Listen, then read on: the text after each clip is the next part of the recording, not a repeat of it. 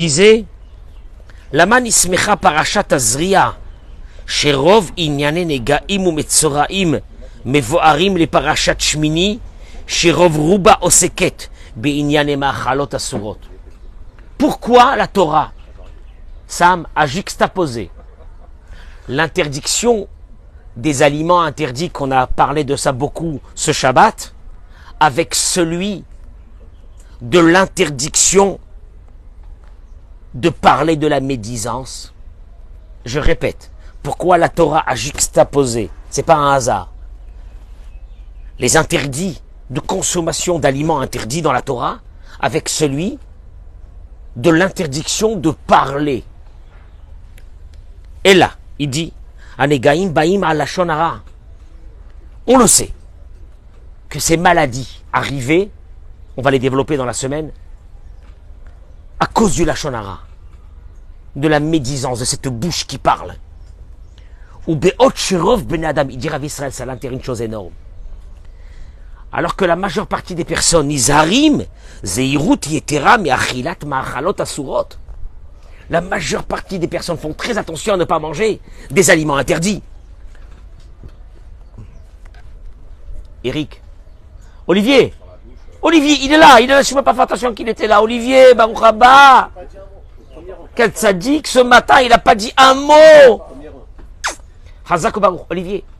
Chasve Shalom, à Dieu ne plaise. Il dit Rav Israël Salanter, est-ce que te viendrait à l'idée que si tu m'invites un jour à la maison chez toi, de me donner à manger une viande qui n'est pas cachère? Non. À Dieu ne plaise. Il dit, Rov Rubam chez Bene Adam, la majeure partie des personnes font très attention à l'alimentation. On est bien d'accord? De faire attention de manger cachère. Oui ou non? Marvin, tu peux pas m'inviter chez toi à la maison et me servir un plat de crevettes, oui ou non? Chasve Shalom, comment il peut dire une chose pareille, c'est grave, etc. Ou botki, un des calamars, ou botkim, shiv'a pe'amim, shelo ivla'u tola'ot ktana. Les halachot qu'on est en train de faire. Ils font très attention de ne pas consommer même pas un insecte. On lave les salades, on lave les fraises, on lave tout ça pour ne pas que chasve Shalom y a des... Oui ou non? On fait attention de filtrer le nana quand on va mettre pour faire le thé, pour ne pas consommer un insecte. Il dit Rav Israël Salanter, la majeure partie des gens font attention à tout ça. Malheureusement, enam nizarim kol hatzorech birvot zulatam. Ils font pas attention, malheureusement. On fait pas attention. On parle de nous tous. À l'honneur de l'autre, ou leitim lo asim oto befihem, ou bilshonam, ou bol'im oto chay. Et malheureusement, il arrive des fois qu'on avale tout cru quelqu'un par nos paroles. On le détruit, on le tue, on le mange. La reine, et smicha Torah parachatoyem. La Torah, elle a juxtaposé les deux parachiotes, les lamedenu pour nous apprendre. Keshem she'atem nizarim bemachalot asurot. De la même façon qu'il est interdit de quoi? Interdit de consommer du porc. Oui ou non? Interdit de consommer un jambon d'Aoste. Hey, qu'est-ce qu'il parle? C'est assour. Oui ou non? Tizaru belashon asura. Ainsi, vous devez faire attention. Et, chasve shalom, tu dis le rabbin, je l'ai vu en train de manger un jambon d'Aoste. Ah, tu dis la Easter. Il paraît qu'on a... Il y a une dame, elle m'a dit, mais arrêtez, monsieur le rabbin, nous en Algérie, même nos rabbins, ils mangeaient des crevettes. Mâche la Easter. Manger des crevettes. Même nos rabbins, ils mangeaient des crevettes, mais n'importe quoi. Mais Hachem Ishmor, que Dieu nous en... Ainsi te dit, Tizaru belashon asura. Dieu, il te dit, de la même façon que de parler d'un jambon, c'est quelque chose d'abominable pour nous. De la même façon, la Torah les met à côté pour te dire que de parler, c'est peut-être encore beaucoup plus grave. Sheken, kanroim beseder ta'aratam. Pourquoi c'est plus grave? Parce que celui qui mange un jambon et qui fait teshuva, ça y est, il arrête de manger, c'est fini.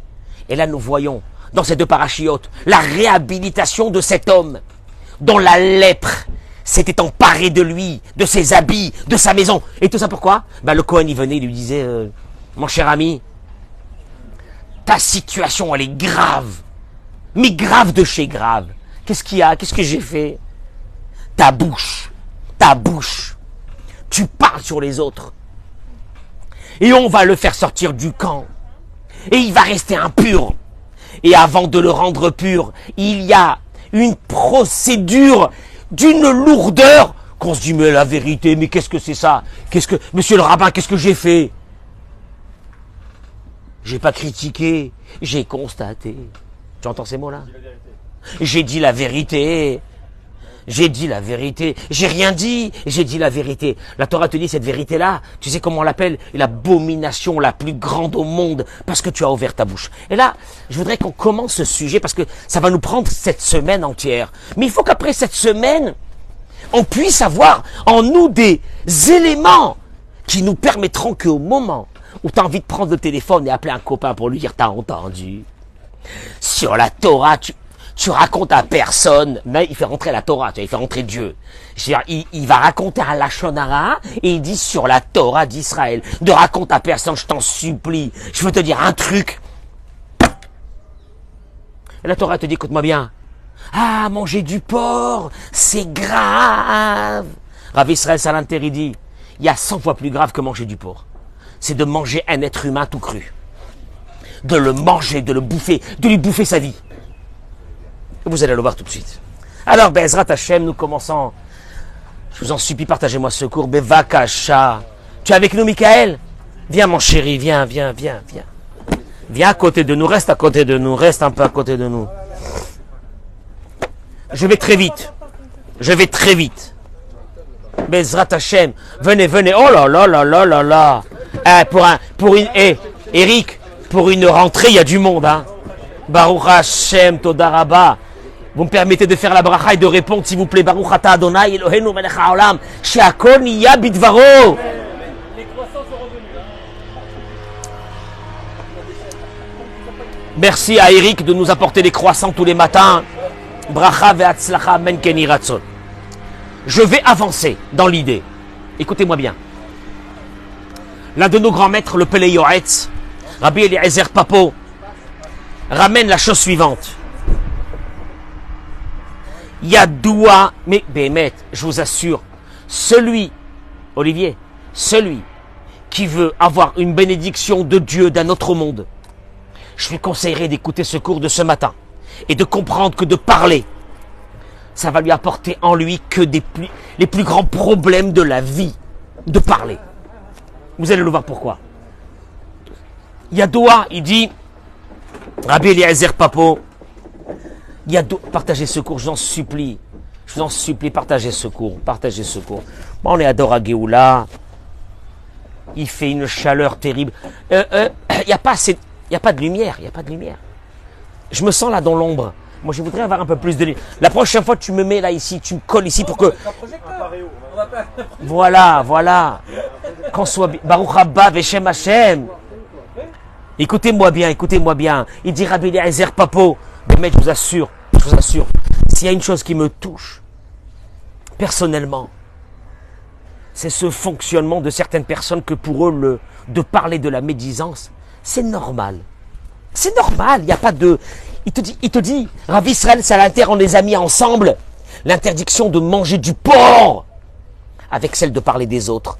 Pour te dire une chose, il y a beaucoup plus grave que le porc. Il y a de manger un être humain, de le consommer, de l'avaler, de le tuer, à travers des paroles qu'on peut raconter sur lui. Mais Raphaël, tu viens avec nous, mon chéri, tu es à côté de nous? Tu fais les deux? Ok, Chazak. Il dit, Yadoua Ra'at Lachon Hara qui rabat. Il dit Rabbi Eliezer Papo, c'est connu. Le mal que ça apporte sur la personne de parler. C'est connu, te dis, c'est pas... Il y a des pages entières dans le Talmud, dans Masechet Echin. Des pages entières. C'est connu. C'est pas un truc de religieux, c'est connu. C'est connu le mal qui s'abat. Les malheurs et les maladies qui s'abattent sur celui qui parle de la médisance. C'est connu. Amrou, à tel point que la Gemara dans Masechet Echin d'Aftet Vav dit Sheish Kula Keneged Avodah Zara Gilui Arayot ou Shfichut Damim. Ça équivaut à l'idolâtrie, la débauche et verser le sang. Oh! Oh! Simon, Avodazara? Avodazara? Dites-moi, ils sont pas un peu excessifs, ces rabbins? Tu sais c'est quoi Avodazara? Avodazara, je sais pas moi. Ça équivaut aujourd'hui à Dieu ne plaise, à Dieu ne plaise, à Dieu ne plaise. Si demain on annonce qu'à Dor Géoula on fait rentrer une grande idole et que tout le monde doit se prosterner, qu'est-ce que vous allez dire? Maman, mais qu'est-ce que c'est ça? Mais il est fou même de dire ces mots. Admettons qu'on fait rentrer à Dor Géoula une grande croix avec le petit Jésus. Et on va... Aïe, aïe, aïe, ouais, mais même de dire ces mots, c'est assourd. Mais comment il peut dire une chose pareille? Comme en Algérie.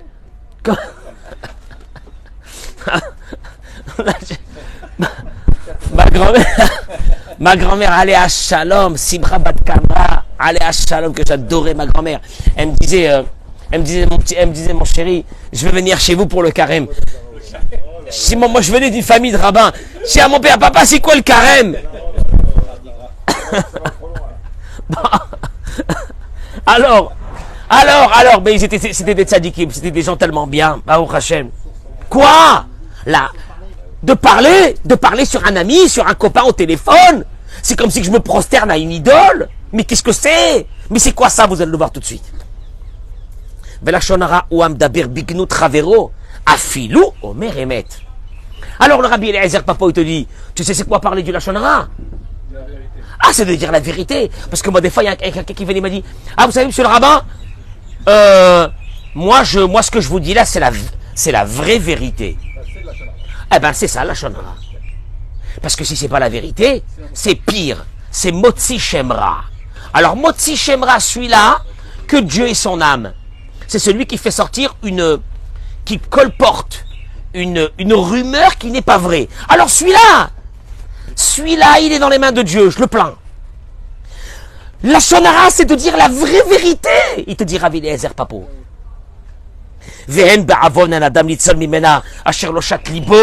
Et il dit malheureusement, si nous ne faisons pas attention à ça tous les jours, nous tous on tombe à l'intérieur de ça.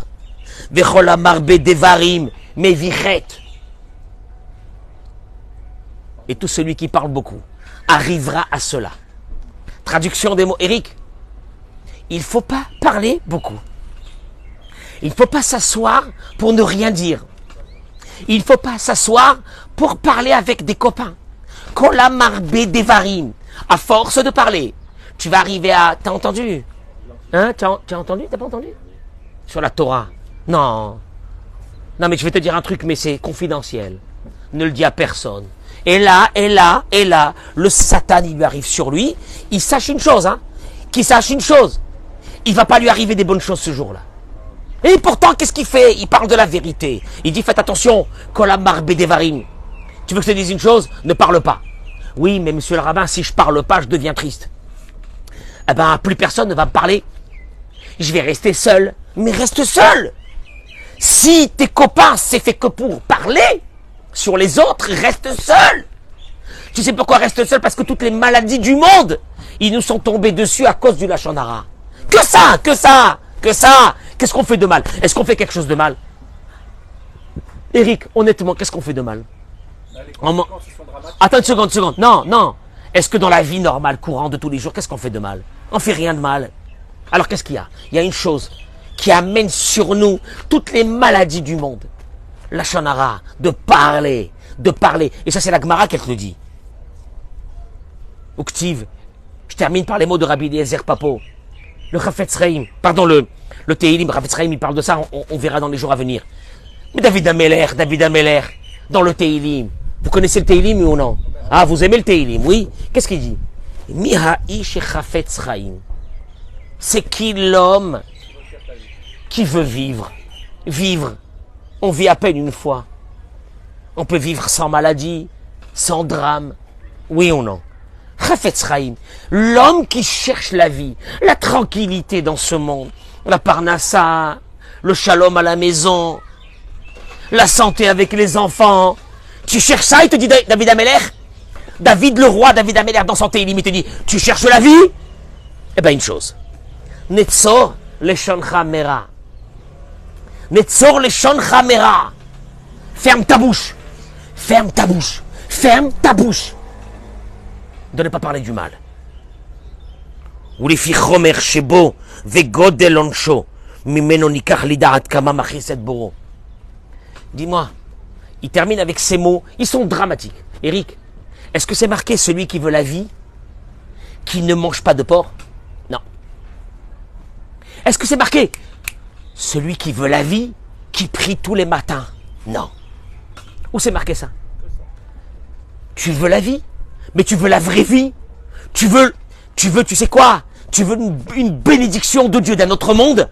Une chose, ferme ta bouche. Il te dit, si la vie, elle est donnée à ceux qui ferment leur bouche, que ceux qui ouvrent leur bouche savent ce qui les attend. Ah. Avalama. Mais, en vérité, pourquoi? Mais je fais rien de mal. Je parle. Je parle. Gérard, je fais rien de mal, je parle. Je t'ai frappé. Je t'ai volé. Ah, c'est un voleur. Ah, c'est un grand voleur. Il a volé tout le monde. Il faut le dénoncer. C'est un grand voleur. Est-ce que j'ai entendu, moi, une fois quelqu'un me dire, il faut le dénoncer. Qu'est-ce qu'il a? Il parle sur tout le monde. Imagine-toi. J'étais en train de réfléchir hier soir à ça. Quelqu'un qui est en train de dire à la Shonara, et tu viens et tu lui dis, tu vas mourir. Ah, arrêtez, monsieur le rabbin, arrêtez de dire des choses pareilles, des mots pareils. Bémet. Vous n'avez pas honte, vous, un monsieur de religion, vous parlez comme ça, qu'est-ce que j'ai fait, moi? J'ai à peine parlé, j'ai raconté sur quelqu'un, qu'est-ce que j'ai dit? Et là, tu lui dis simplement, Mia ish chafetz chaim. David Amelech, il dit, l'homme qui veut la vie, qui ferme sa bouche. Traduction des mots, il dit Rav Eliezer Papo, tu ouvres ta bouche, tu appelles la mort. Avalama, pourquoi? Je vais vous donner une indication, on va commencer aujourd'hui et on va terminer dans les jours à venir parce que c'est fabuleux. Regardez, moi je vais vous amener une chose. Rabbi Nachman de Breslev, il ramène, partagez-moi ce cours, on en a marre de ces bouches-là. On en a marre de ces bouches qui sont sales du matin jusqu'au soir. Est-ce qu'on peut pas, Marvin, on peut pas vivre une vie pendant 1 an sans ouvrir la bouche? Rien. Mais rien. Il y a des gens qui ont détruit des familles. Tu sais quoi? Déjà, c'est compliqué la vie. Déjà, la vie d'un couple, il est compliqué. La vie d'une famille, elle est compliquée. Les beaux-frères, les belles-sœurs, c'est compliqué. La belle-mère, c'est compliqué. Mais quand déjà dans une famille, t'as quelqu'un qui commence à ouvrir sa bouche et qui met le feu dans toute la famille, qui sache une chose, la fin de ce feu, elle sera sur lui. Il n'y a rien à faire. Il attire sur lui la mort. Parce qu'il a mis la guerre. T'as mis la guerre. Tu ouvres pas ta bouche, tu parles pas. Tu veux que je te dise une chose? Eric, tu veux la plus grande réfoua chez les mains du monde? Quand tu as une information à dire, et tu dis, Akadosh Baruch Hu, Yiratzon, Milefanecha Adonai Elohenu Veloke Avotenu, Dieu, maître du monde. Je voudrais te dire une chose. J'ai une information, je meurs d'envie de la transmettre à quelqu'un au téléphone. Je te la sacrifie. Je te la donne. Hachem, je te la donne. Je te l'offre. Je fermerai ma bouche. Jamais elle sortira de ma bouche. Tu sais ce qui va t'arriver là ce jour-là? Attends-toi à des choses extraordinaires dans ta vie. Avalama. Je peux encore arriver. Pourquoi? Mais pourquoi? Mais Eric, ok, j'arrête ici. Pourquoi c'est tellement important? Pourquoi c'est considéré comme de l'idolâtrie? Lama, vas-y, lama. Oh, bah ça va, on parle. Je veux dire, on parle. Comme il y a certains qui te disent, moi, vous savez, monsieur le rabbin, je critique pas, je constate. Je critique pas, je constate. Tu constates ta mort, tu constates quoi? Et regardez qu'est-ce qu'il dit. Il dit Tzrimadat. Vous allez voir, on va rentrer dans le génome, un des grands génomes du Lashon Hara. Chez Boré Olam Ashgiach al kol echad ve'echad be'ashgacha pratit ou meduyeket ad leprat acharon. Vous savez, je vais vous rappeler une chose, parce que de toute façon, il faut le savoir, que tous les matins, il faut parler, tous les matins, il faut se renforcer sur ce qu'on appelle notre foi. Et là, il va dire une chose extraordinaire à Rabbi Nachman de Breslev. Il faut que tu saches que parmi les piliers de foi, ben sans ça, c'est même pas la peine de mettre tes filines. Ne mets pas tes téfilines le matin. Si tu n'as pas adhéré à ça, ne mets pas tes téfilines le matin. Quoi? Que Dieu s'occupe de moi de façon particulière. Là, maintenant, je vais partir aujourd'hui, vaquer à mes occupations. Tu sais qui c'est qui m'accompagne? Boré Olam, le maître du monde, ah, j'adore ça. Mais comment? Il me lâchera pas. Jusqu'à quelle heure il est avec moi? Jusqu'à quelle heure? Parce qu'après, il a affaire, il a d'autres choses. Rien. 24 heures sur 24, il est avec moi. Maintenant, t'as pas ça? C'est même pas la peine de mettre le feeling. Moi, je te dis, c'est pas la peine. C'est pas la peine. Ça sert à rien. Il te dit le pilier de foi d'un juif et d'un être humain, qu'il soit juif ou non juif, c'est que Dieu l'accompagne. Et alors, ובדיוק לפי התיקון של כל אחד ואחד לפי שורש נשמתו ולפי הגלגולים שלו לצורך השלמת השליחות שלו בעולם הזה. Et il te dit, et Dieu t'accompagne et te donne ce que tu as besoin. Écoutez-moi bien. Pour accomplir... Pourquoi Dieu est avec moi? Simon, pourquoi Dieu est avec moi 24 heures sur 24? Pourquoi faire? Quel intérêt? Quel intérêt? Pour me permettre d'accomplir la mission pour laquelle je suis venu dans ce monde. Voilà. Tu entends ce qu'il dit Rabbi Nachman? Que Dieu, il m'accompagne, pas parce qu'il n'a rien à faire. Dieu, il m'accompagne, Eric, pourquoi? Pour que j'accomplisse la mission pour laquelle mon âme est descendue dans ce monde. Tu m'entends, Olivier?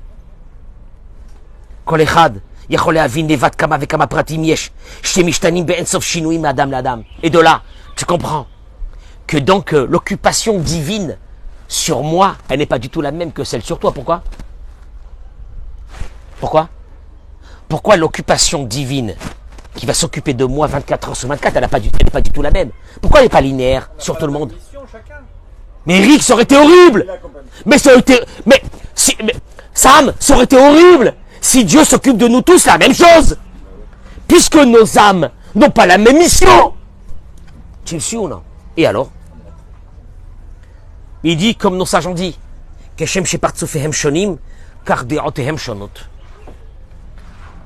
de même que nos visages diffèrent, nos missions diffèrent.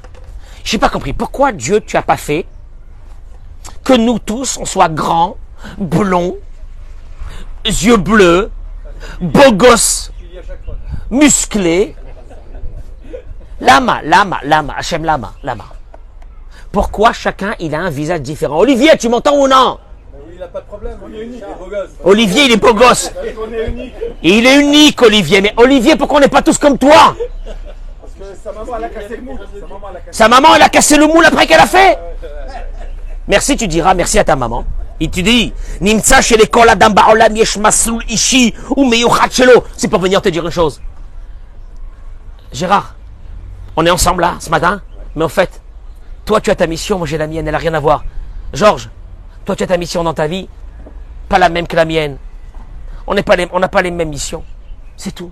Il n'y a rien à faire. On est copains, hein, on est tous ensemble, mais on n'a rien à voir l'un avec l'autre. On est des frères, on vient d'une même famille, mais on n'a rien à voir. On est des sœurs, mais on n'a rien à voir. Juste il y a un Sefer Torah qui passe. On n'a rien à voir. Ils peuvent me le poser. Olivier, parce que tu as ta mission, moi j'ai ma mission. On n'a rien à voir. C'est vrai qu'on vit ensemble, on est des copains, mais on a notre mission. Tu sais qui c'est qui nous le rappelle? Notre miroir tous les matins. Regarde comment ton visage, il ne ressemble pas au visage de l'autre. Point barre. Terminé. Et alors, il te dit une chose. Simon, si notre mission n'est pas la même, donc Dieu, quand il s'occupe de nous, il a des façons différentes de s'occuper de l'un de l'autre, puisque chacun, il a quoi? Sa mission, qui est différente. Il dit Rabbi Nachman, toute jalousie que je peux avoir sur quelqu'un,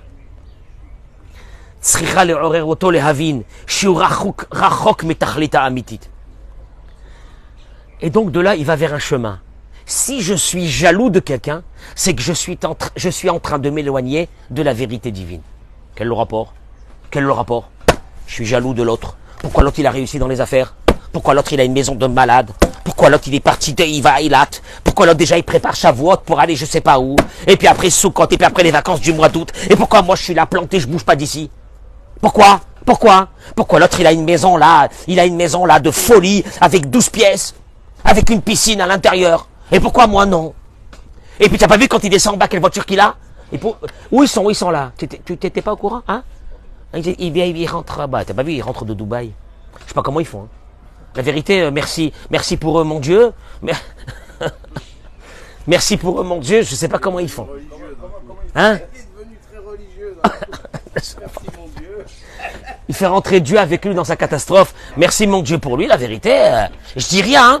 Il met la main dans la bouche. Je dis rien, mais la vérité, cette année, ils sont déjà partis 8 fois à Dubaï. Je dis rien. Je dis rien. Moi, il a compté. En plus, il a compté, il a noté. Moi, je dis rien. Et là, il te dit une chose. Tu es en train de t'éloigner de la vérité, de la Emouna, la plus totale, la meilleure. Tu es en train de t'éloigner. Là, tu t'éloignes de Dieu. Tu vas comprendre qu'est-ce que c'est la Avodazara, l'idolâtrie. Il dit, chaque réussite chez l'autre, il a un pincement dans le cœur. Quoi, il a changé encore de voiture? Merci mon Dieu pour lui, hein, la vérité. Je sais pas comment il fait. Hein? À savoir qu'est-ce qu'il travaille. La vérité, je sais pas. Hein? Je sais pas. La vérité, je sais pas. Il te dit tout ça, tu sais pourquoi? T'as pas honte. José Emouna. Moi, je devrais arrêter cette personne et lui dire, tu sais quoi, là, t'es en train de faire la Avodazara. Il va te dire, oh là là, ça y est, tout de suite, vous êtes monté sur vos grands chevaux. Oh, tout de suite, là, il nous laisse même pas parler. On n'a plus le droit de parler dans cette religion. Il te dit, tu n'as pas honte. Tu sais pourquoi tu n'as pas honte? Parce que si tu avais la Emouna, que chacun il a sa mission, et que selon sa mission, Dieu va lui donner ce qu'il a besoin. Laisse l'autre tranquille, il n'est pas dans ta mission à toi. Ta mission à toi, c'est de ne pas avoir beaucoup. Parce que si tu as beaucoup, tu vas dévier ta mission. Oh, j'aime pas entendre ça. Moi, je préfère ne pas parler de mission, je préfère avoir une belle vie, là, avec une mission. Et à quand je me dis, tu as pas honte. Moi, jusqu'au jour de ta mort, je te suis. Je t'accompagne. Je te lâcherai pas pour que tu accomplisses ta mission. Et c'est vrai que dans ta mission à toi, faut pas que tu aies beaucoup. Dans ta mission à toi, tu as des petits problèmes de schlambaït qui te permettent, tu sais quoi, de prier, d'être avec moi. C'est ça ta mission. Ta mission à toi, c'est que tu as des problèmes avec ton mari. Ouais.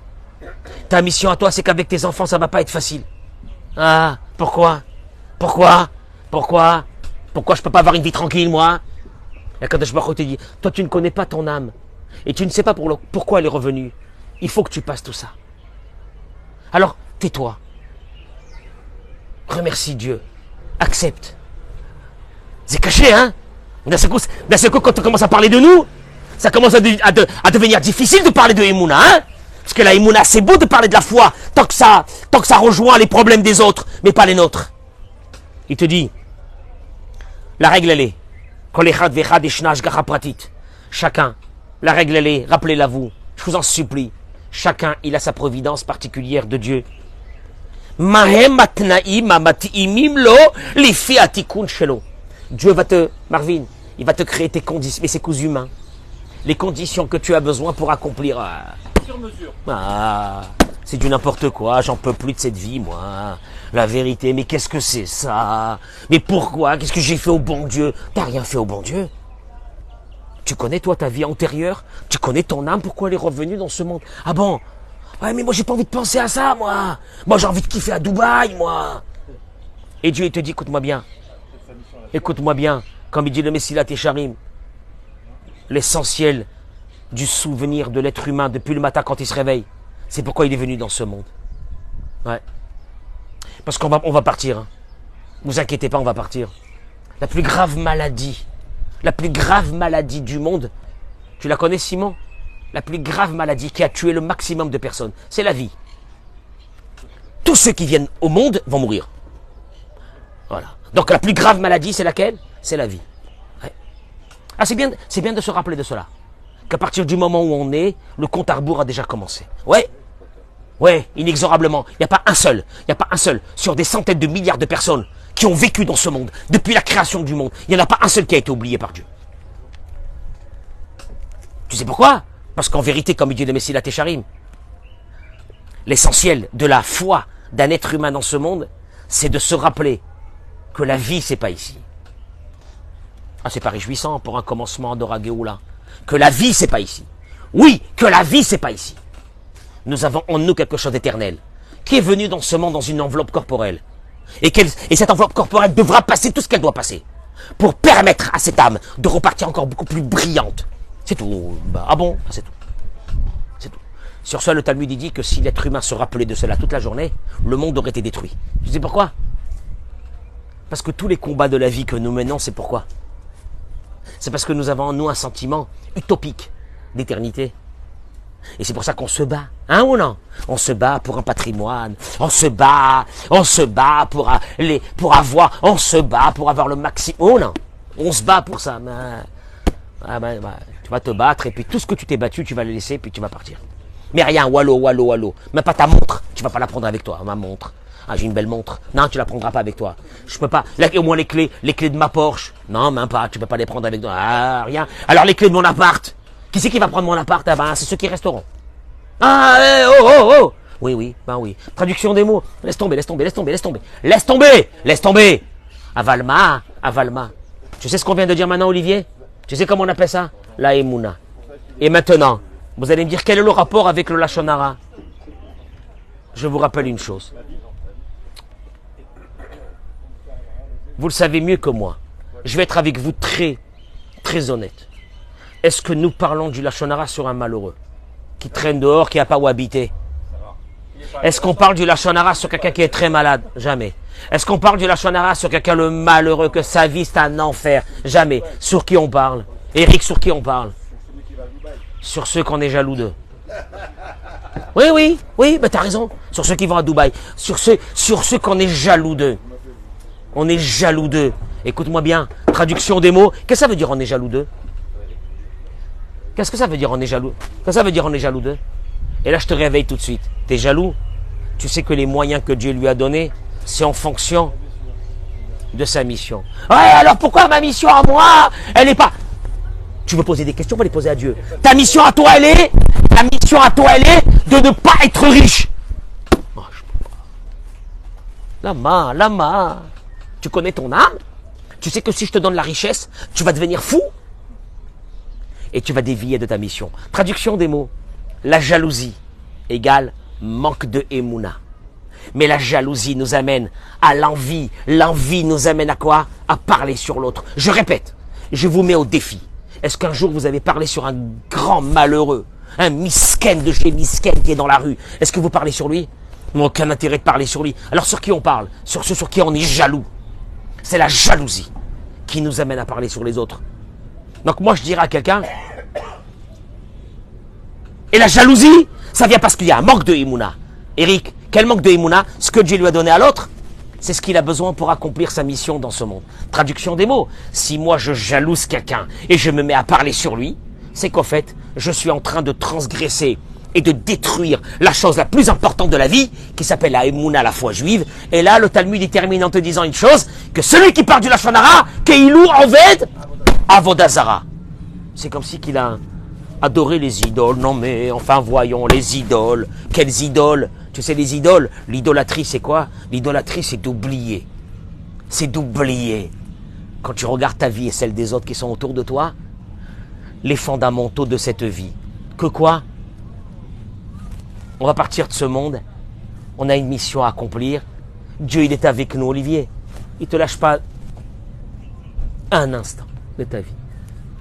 Et ce que tu dois avoir dans ta vie, et ce que tu as besoin pour accomplir ta mission. Et si il y a certaines personnes, nos sages nous disent, que jusqu'à l'âge de 40-50 ans, leur mission était de ne pas avoir de l'argent. Pour accomplir leur mission jusqu'à 50 ans, qui devaient vivre une vie sans argent.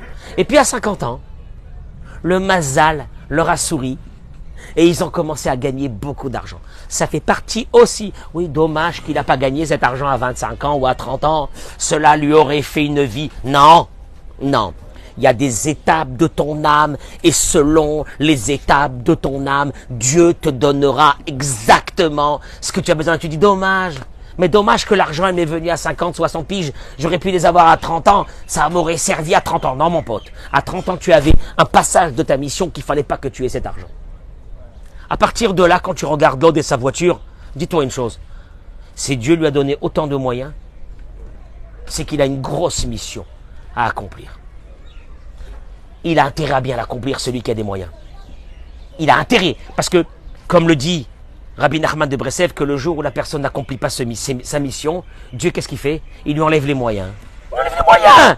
Il lui enlève, il est parti jouer au casino avec cet argent, alors que cet argent lui est venu pour faire de la tzedaka, pour faire du bien, pour amener à manger à des gens comme on a fait la veille de Pessah.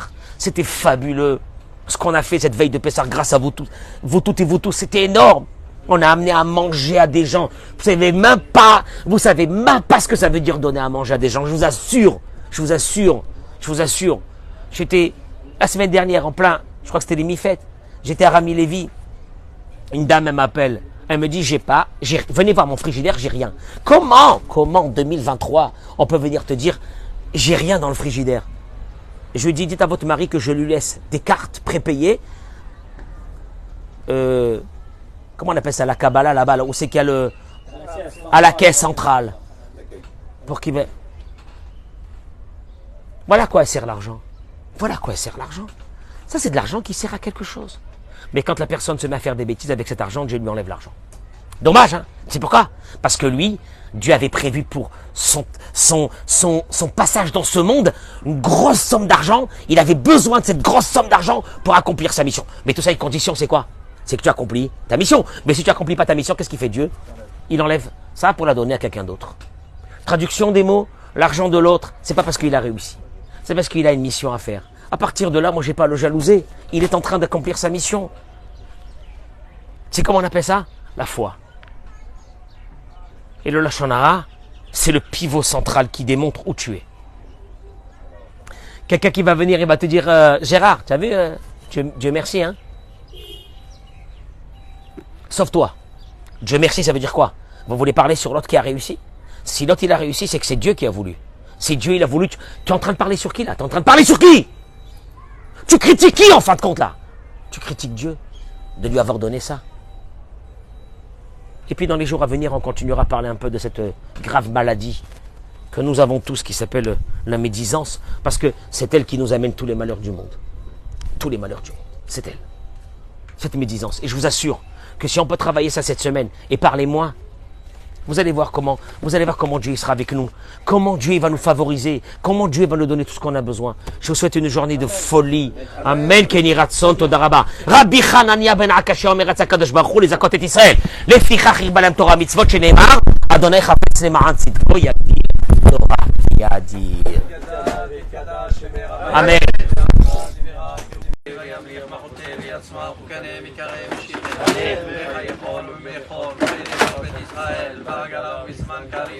Amen. Yeshemir Rabban Evarach Nala Morane Almaya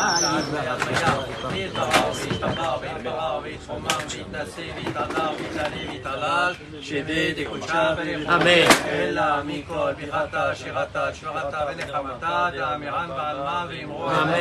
על ישראל ועל רבנן ועל תלמידיון ועל כל תלמידיון להזכין בריתה קדישתה דיבת הדן ודיב בכל אתר ואתר לנה ולום וחום חינה ורזדה ורחמה מקודם מרש מיה ורב ואמרו אמן יש רבה מן שמיה חיים וצבא וישועה ונחמה ושדבה פועה וגאולה וסליחה ופרה ורב והצלה נאכל עמו ישראל ואמרו אמן עושה שלום יאמר וברחמה ויעשה שלום עלינו ועל כל עמו ישראל